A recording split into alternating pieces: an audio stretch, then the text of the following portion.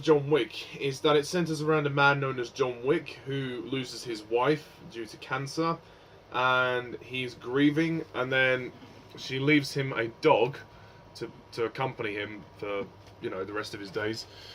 He is a retired hitman. A few days after, some thugs enter his house and they beat him up, not knowing who he actually is. They just want to steal his car, and they actually kill the dog. And then John Wick goes out for revenge. He actually goes after the gangster known as Vigo and his son, who is actually responsible for killing his wife. So, or for, well, in partly, yeah, for killing his wife.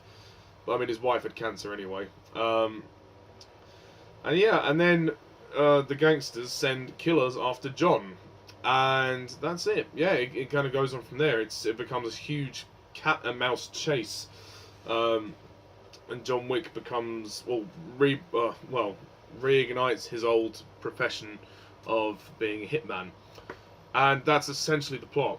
So, John Wick. This is a fantastic film. I am very surprised on what is essentially meant to be a shoot-'em-up movie. This is a typical film that my dad enjoys. My dad is not like me. He doesn't go into analytical details when it comes to films. He might have the odd complaint here and there about certain things, but he's not as in-depth as I am. So, I mean, and I don't always go for these type of films. I mean, I have nothing against them, you know. It's okay to have a bit of nonsense thrown on screen one time. Heck, I love Transformers. Well, I don't love them, but I could enjoy the Transformers movies to a point. But, so you see where I'm coming from. And he was raving about this movie. This is probably one of my dad's favourite movies. And if he is actually watching this, then, yeah, I'm sorry, I borrowed your copy of the film. Oops. Don't kill me. But, yeah. I really enjoyed this film. And it's a really great tale of revenge, retribution, loss. It actually is a surprisingly thematic movie. From what I could tell, anyway. It's almost kind of surreal in that respect. That I did not expect this movie to be this layered. It's not just an action movie. It's actually it actually has some elements of drama, even though centrally it is an action movie. But you totally understand John Wick's character, and I really like him. The fact that he's grieving at the start of the film, and the first act of the movie is a slow burner, in that we're just seeing John essentially at his lowest low, and it's really weird because normally in films like this, a character is brought down to that level, but with this, that's the catalyst for this film, is that he begins at his lowest low, and then he has to rise up, take a stand, take his revenge, and gain retribution and gain justice for his wife, and also take out the pricks who killed the dog as well. You can't kill the dog. I mean, I'm sure no animals were harmed in the making of this film, but oh, come on, you can't kill the dog, man. That's not fair. But, I mean, of course, the action sequences are superb. Some of the best I've seen. The film is beautifully shot. It is mesmerizing how good this movie is in terms of technical achievements. I mean, cinematography, lighting, camera angles. I mean, it's just fantastic to look at. And the editing is seamless. The movie's not long. It's 1 hour 40 minutes, but it moves like a rocket. It is paced superbly. You feel the tension build and build and build towards the end, which is, and the final climax is enthralling, absolutely enthralling. When Vigo, I believe that's his name, but this is the first time I've seen this film, so bear with me. Yeah, Vigo and John have their fight at the end, which is really, really cool. I mean, the club scene is very good as well, and I like the fact that it's kind of a double-edged sword, that there are two targets, that John himself is a target, but also the son is a target. Isef, I don't know exactly what his name is, but the son, I mean, the son of Vigo. So there's definitely, they're kind of coming from two sides of the same coin. and the characters kind of mirror each other as the story goes on. I hope I haven't made that too obvious.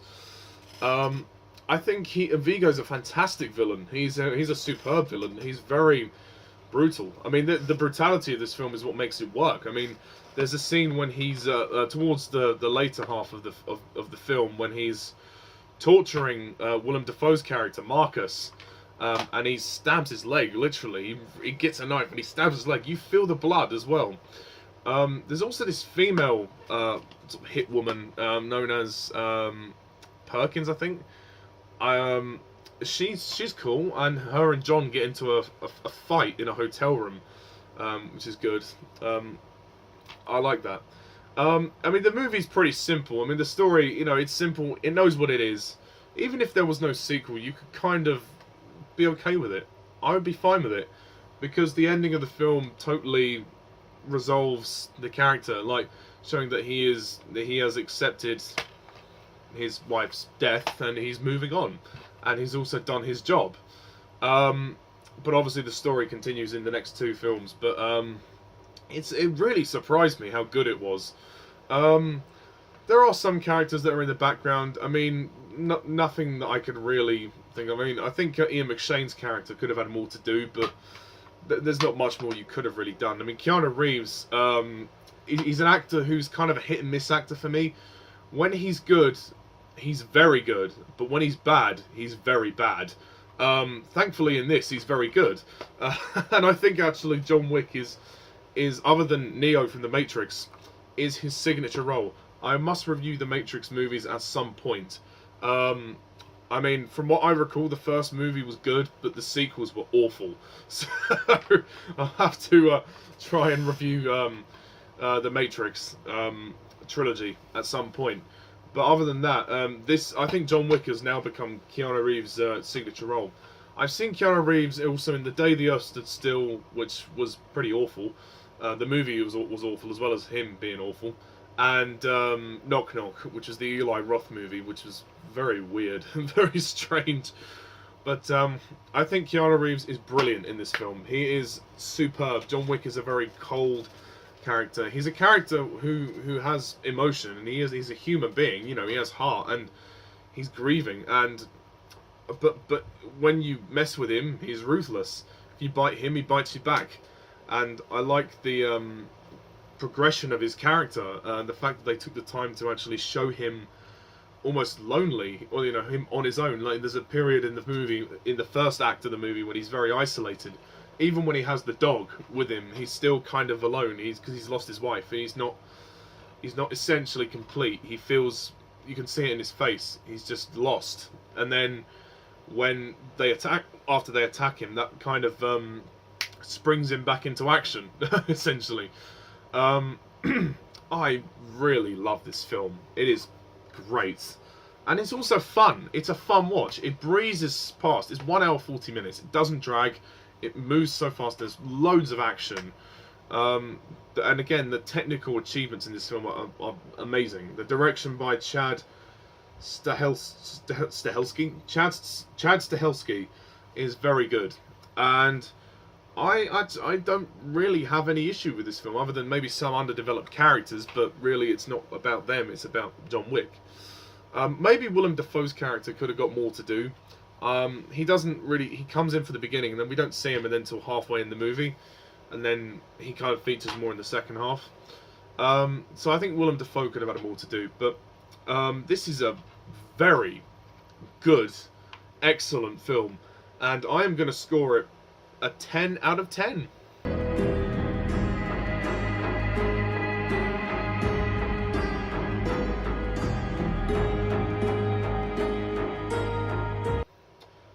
It's perfect. I mean, the music that they use is pretty cool as well. It's not really a music score; it's more like, you know, music tracks that they use. A sound track. Yeah. So don't fuck with John Wick. Oh yes, but no.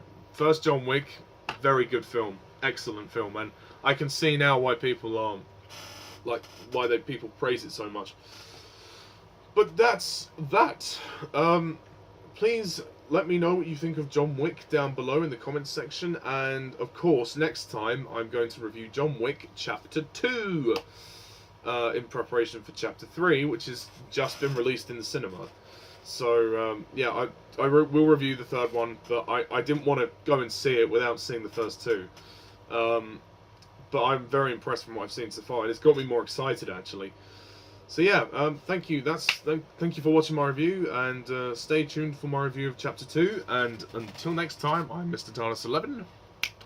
See ya.